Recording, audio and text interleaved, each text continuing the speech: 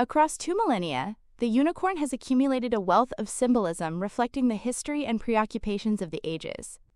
But two qualities remain consistent: that the surreal horse-like creature, with a single spiraling horn protruding from its forehead, is impossible to capture, and that it possesses an extraordinary capacity to heal. From the Roman author Pliny's description of a beast with a bellowing roar, through its choice as an emblem of Scottish royalty to its contemporary adoption as an icon of diversity by the LGBTQ+ community, the unicorn is the subject of a major exhibition opening next weekend in Perth, Scotland. It is thus no longer just a mythical creature of the imagination.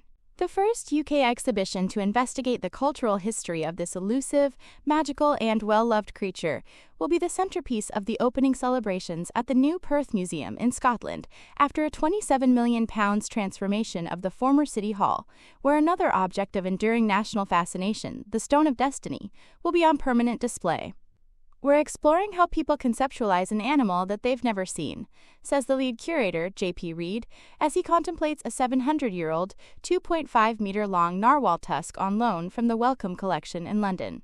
Throughout history, the tusks of Arctic whales were traded as unicorn horns, conferring great status and valued at about 20 times the equivalent weight in gold by the time of the Renaissance. Indeed, the existence of the narwhal, often described as the unicorns of the sea, convinced many that there was a land-bound equivalent.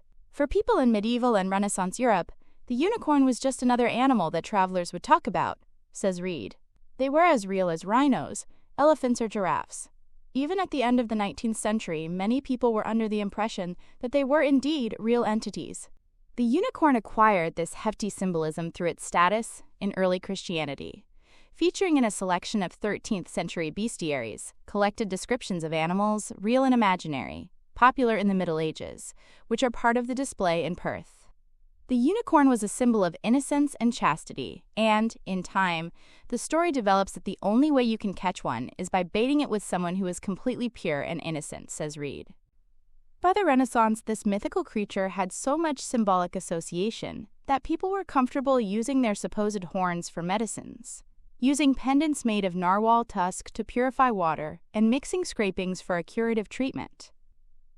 In the 15th century, James I adopted the unicorn as the branding of the royal Stuarts, but always depicted in chains to recognize his own years of captivity in England before the union of the English and Scottish crowns. But the unicorn's reach extends well beyond the historic, and at least half of the exhibition in Perth is dedicated to present-day incarnations.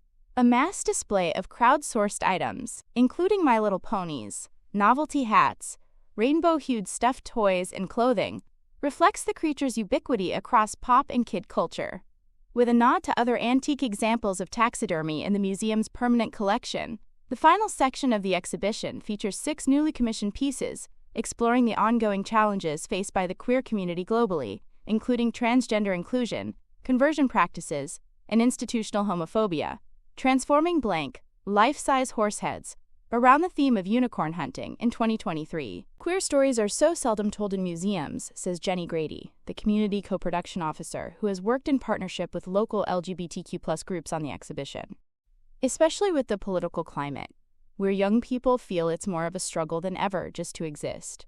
It felt so important to celebrate why the unicorn resonates with them. Because it is beautiful and resilient. Because it's always been there, even if you can't see it. For Ashley Hibbins, the head of audiences at the museum, there is a question of sustainability too. This is a £27 million project, and an opportunity to tell stories in a different way.